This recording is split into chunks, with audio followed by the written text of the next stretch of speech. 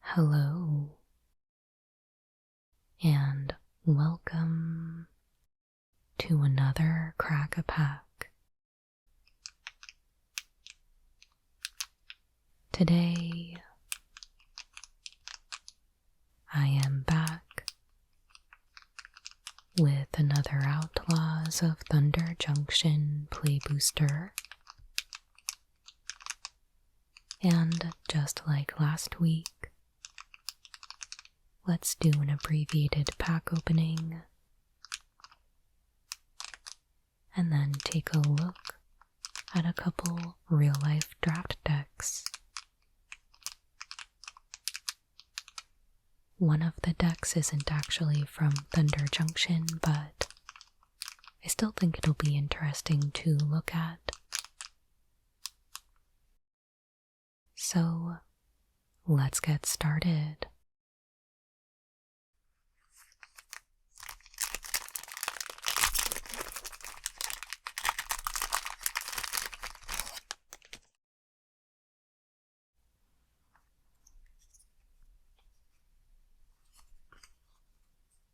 We have Inventive Wingsmith,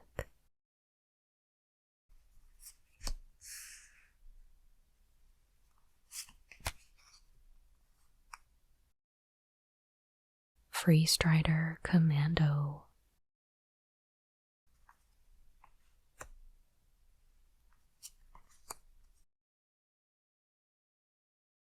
Irascible Wolverine,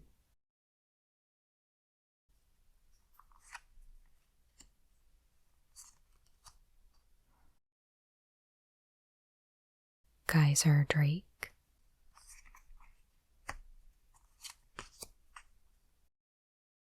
Take the Fall,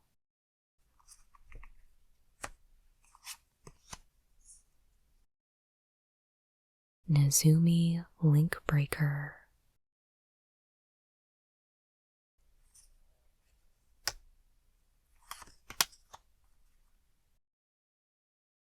Ankle Biter,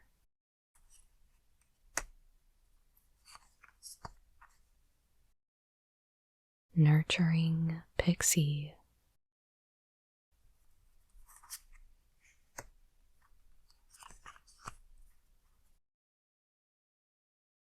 Lazav Familiar Stranger,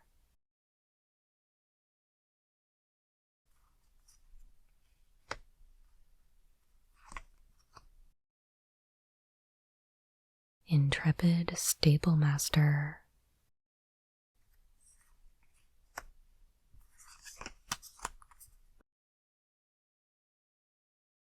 the rare is Aven Interrupter. 1 white for a 2/2. Creature Bird Rogue, rare. Flash, flying. When Aven Interrupter enters the battlefield, exile target spell. It becomes plotted. Spells your opponents cast from graveyards or from exile cost 2 more to cast.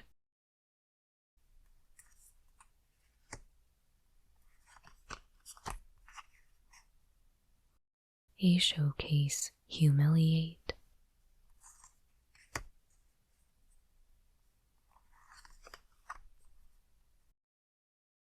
a foil Showcase Ride Down,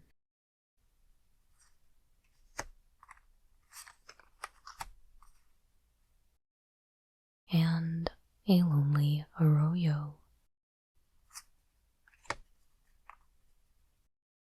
and an art card.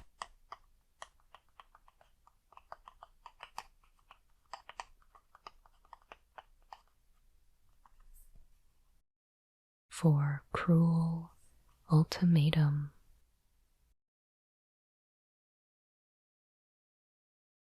Alright, so here is our pack. I really don't mind our rare. I would probably be fine with just playing a 3-mana 2/2 with flying and flash, and then its other ability to exile a spell and then tax it later really doesn't seem too bad. Definitely not the most impactful rare, but I would still probably run this just fine.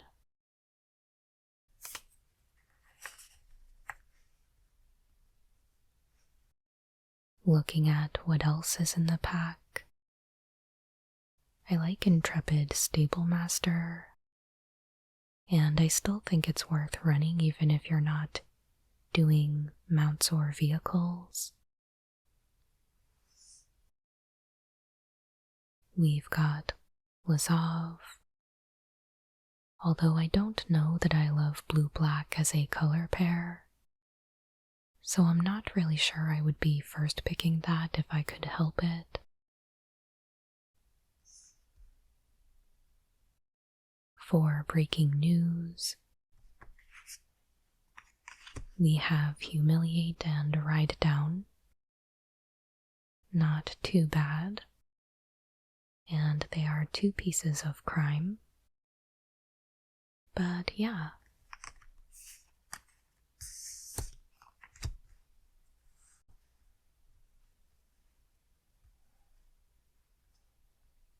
I think I'll stick with the rare in this instance.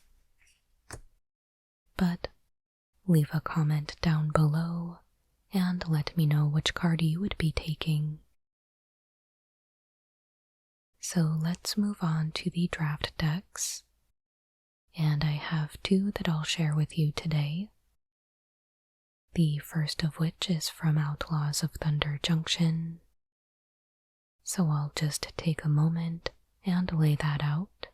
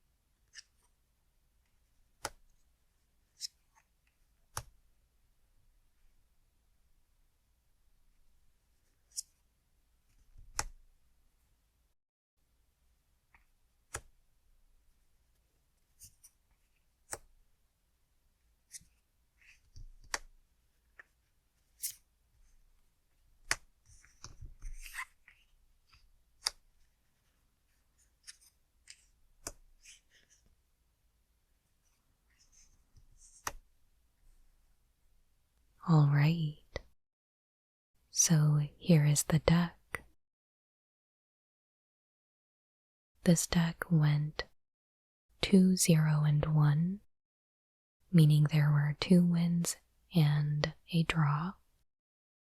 The draw was unintentional and happened in the second round. I did try to concede that round because I was 100% not going to win that game if we had been able to finish, but he wouldn't let me, so I would still say this deck is technically 2 in 1. So, yeah, as you can see, it is mostly made up of 3 drops. It is a lot of creatures, and it was pretty aggressive. It was a lot of fun for me to play. My first pick of the draft overall was the Ornery Tumblewag.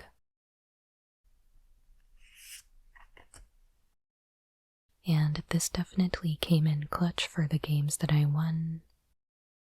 Its ability to double the amount of counters on a creature really got out of hand. The snakeskin veils were very important for protecting this creature. I often wouldn't even cast it unless I knew I could protect it, because it was that important. The ability to make itself or another creature really big came in very handy for the clear shot and the throw from the saddle. Trash the Town was a good way to get extra counters on creatures, which would subsequently be doubled by the Tumblewag.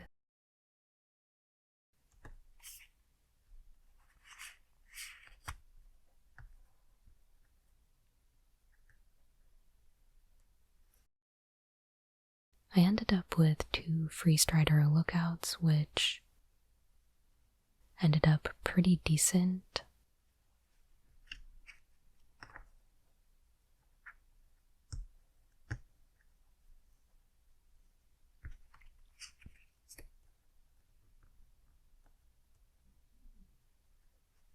The Stubborn Burrow Fiend also got out of hand pretty quickly.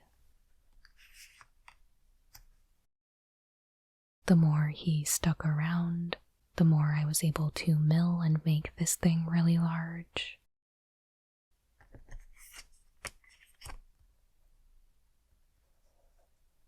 The Resilient Roadrunner was also kind of an MVP here. It definitely won at least one game almost by itself because of the unblockable ability, and having a mercenary to pump it up was even better. So yeah, I was overall pretty happy with this deck, and this is pretty much what I want to do in this format, so for me it was a really good time. And let's move right along to the second deck.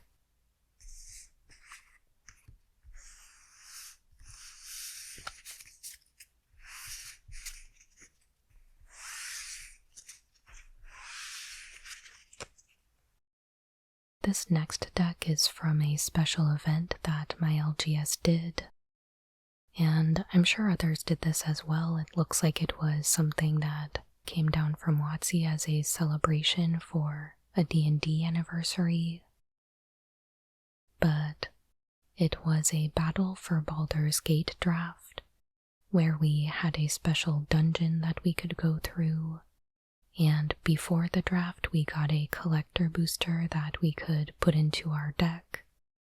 And then we just drafted the 3 draft packs as normal. So yeah, let me lay out that deck.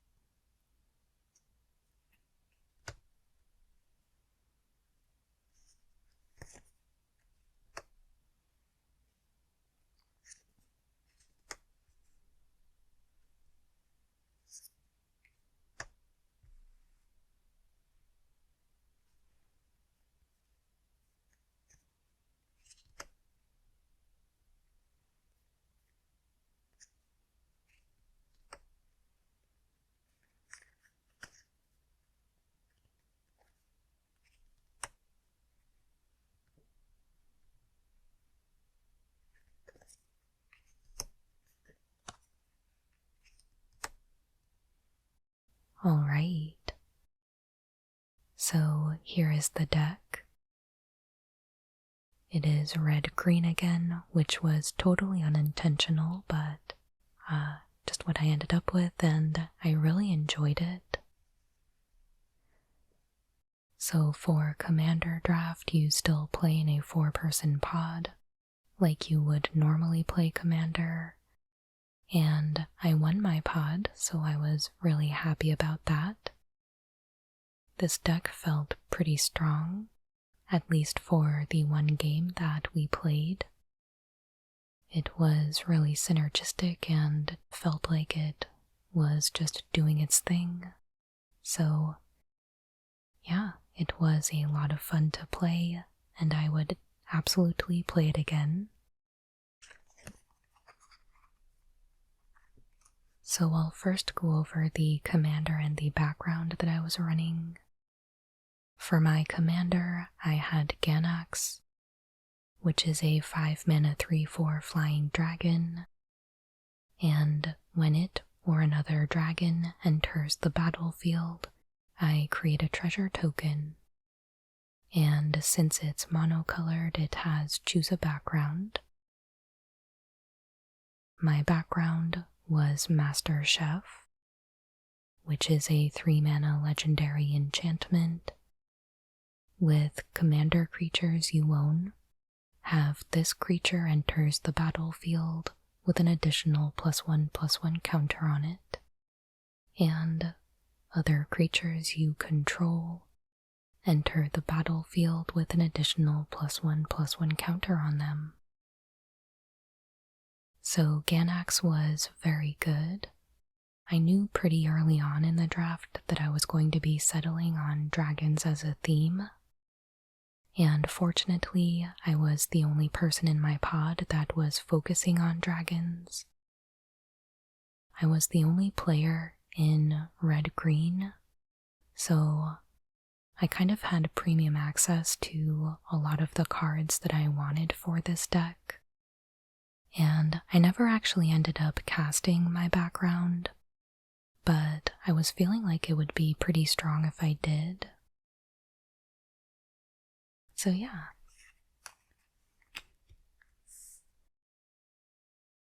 Before we drafted, we opened the collector booster, so we got to draw some inspiration from that and maybe think about what direction we would want to go before we actually started the draft.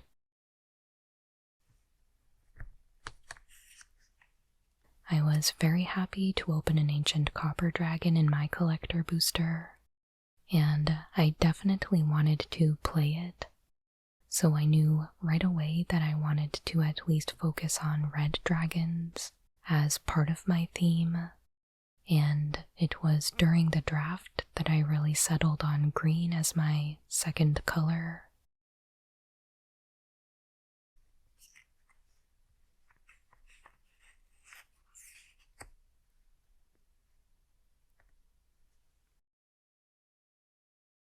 So things that went well for this deck.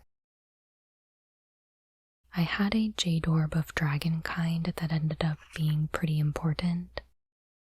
It allows me to cast my dragons with an additional +1/+1 counter on them, and give them hexproof until my next turn. So with a bunch of dragons in here, a lot of my creatures were able to get that upgrade. Thrakus the Butcher gave all of my dragons double strike every time he attacked, so that was very good. My commander making treasures every time a dragon entered the battlefield was really good, and the way that I actually won the game was by using all of those treasures and turning them into 4/4 bears with Halsin, and then swinging out for a bunch of damage. Although fortunately I really only had to take down one other player pretty much. So in my pod, we had an Azorius kind of control deck that unfortunately was a little too slow, so we didn't quite get off the ground early enough and had ended up taking quite a bit of damage by the time that I was able to do my really large turn. We also had a Rakdos deck where it wasn't that it was too slow, but I think he had to spend a lot of time kind of fending off the other player in our pod, which was a Boros Myriad deck. So he was the one that was really having the large combats and was kind of relentlessly attacking all of us with all of the Myriad. So my deck fortunately withstood all of that. I think I had a really good curve that game. My creatures were large enough to often block just fine, and I took pretty minimal damage from a lot of those attacks. So by the time that I was making all of these bears, I really only had to focus on that Boros Myriad player, who had kind of left himself in a vulnerable position when I was ready to make this attack. And then the other two players were close enough to death that it wasn't too much for me to just send a couple bears their way and let that be that. So yeah.